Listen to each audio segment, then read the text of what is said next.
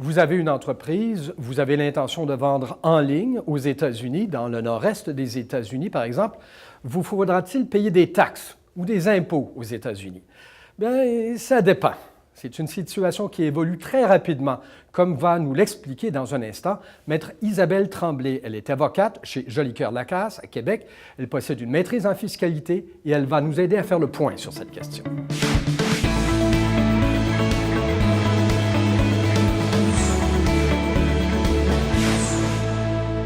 Alors, bonjour et bienvenue à Télécorrex, Madame Tremblay. Merci à vous.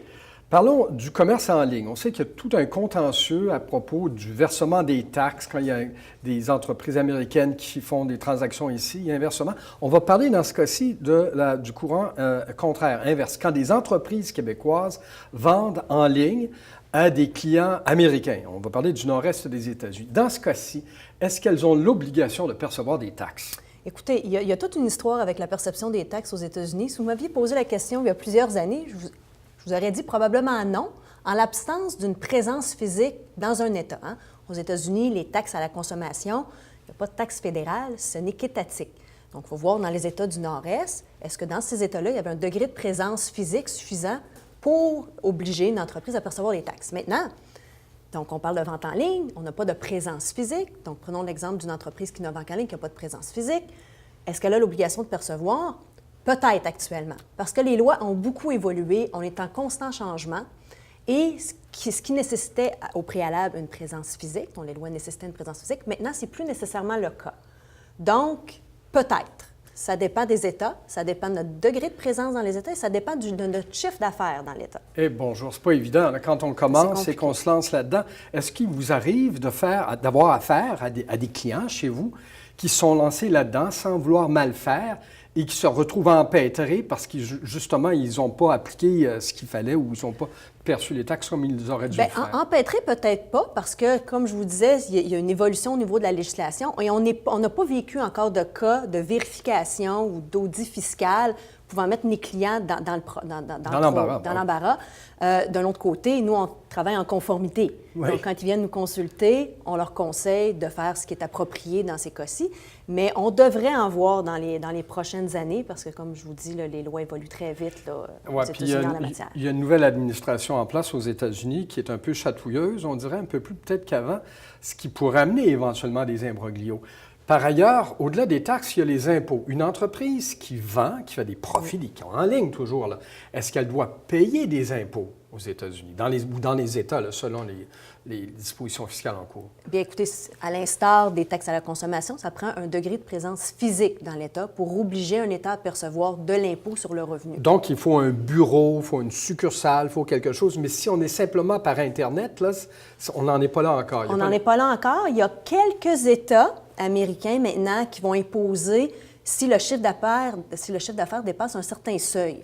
Donc, ça commence aussi au niveau de l'impôt corporatif. Parlez des États américains, par exemple. La Californie. Ah oui, déjà? Mais là, on est dans le nord-est américain. Donc, au niveau des États du nord-est américain, au niveau des taxes à la consommation, il y a le Vermont. Vermont qui a commencé à adopter des lois pour justement imposer ou obliger les entreprises québécoises à percevoir des taxes sur les ventes en ligne. Il y a eu tout un débat international là-dessus, notamment avec l'OCDE, l'Organisation de coopération et développement économique, qui a décidé de se pencher sur ces questions parce que ce n'est pas simplement unique là, entre Québec et les États-Unis. Là.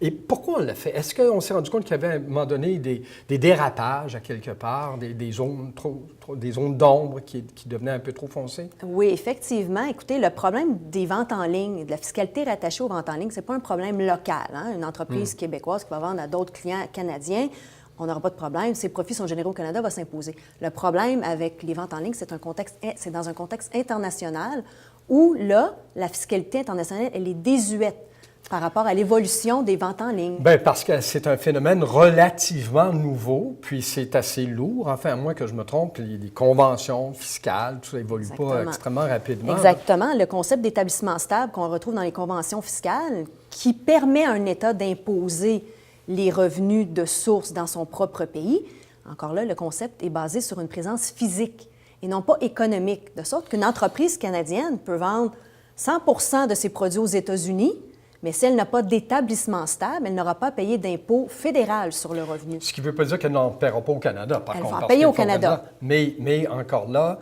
la portion américaine, ça demeure en suspens. Vous l'avez dit, ça évolue très, très vite. Alors, pour essayer de résumer tout ça, une entreprise d'ici qui a un site transactionnel, qui est présente sur le web et qui se dit c'est un beau marché prometteur, le Nord-Est, j'y vais. Qu'est-ce que l'on doit savoir au moment où on se parle, là? Au moment où on se parle, on doit savoir que la loi évolue très rapidement, qu'il y a un besoin que les lois changent au niveau du commerce électronique international et même local au niveau des États-Unis. Et donc, ce qui était vrai il y a quelques années n'est pas nécessairement vrai aujourd'hui et ne sera pas nécessairement vrai dans quelques mois. Parce qu'il y a beaucoup d'États qui se penchent sur la question, parce que le gouvernement fédéral américain ne s'est pas attardé à la question du commerce en ligne inter-État. Et je vais vous poser une question personnelle. Vous êtes au milieu de ça. Là, c'est vous qu'on vient voir. Pouvez-vous nous mettre au parfum, là, faire le point parce qu'on est un peu perdu? Ça vous oblige constamment à être aux aguets de l'évolution de ces lois parce que si vous ne le savez pas, il n'y a pas grand monde qui va être capable de le savoir. Et effectivement. Puis c'est une lourde tâche là, de vérifier constamment l'évolution de ces lois-là étatiques. On s'occupe du Canada, mais on doit en plus s'occuper de tous les États américains. Donc, quand on a un client qui vient nous voir, on regarde où sont ses clients et on va valider là, de semaine en semaine là, où en est la loi. Mais ce que l'on doit comprendre, c'est que de la façon dont les choses évoluent, à court ou moyen terme, on peut s'attendre à un raffermissement des lois fiscales et que l'on finisse par taxer et imposer quand on fait des affaires à l'extérieur, aux États-Unis. Effectivement, parce qu'il y a eu des projets de loi qui ont été déposés, qui n'ont pas été sanctionnés. Il y a eu des projets de loi aussi dans les États qui ont été adoptés. Et on passe là, de lois qui n'imposent pas du tout aux lois qui imposent quand on a 100 000 de chiffre d'affaires dans l'État. Donc, c'est très, très varié. Alors, pour une fois, on peut véritablement dire à suivre. À suivre, effectivement. Madame Tremblay, merci beaucoup pour Merci ces à vous. explications.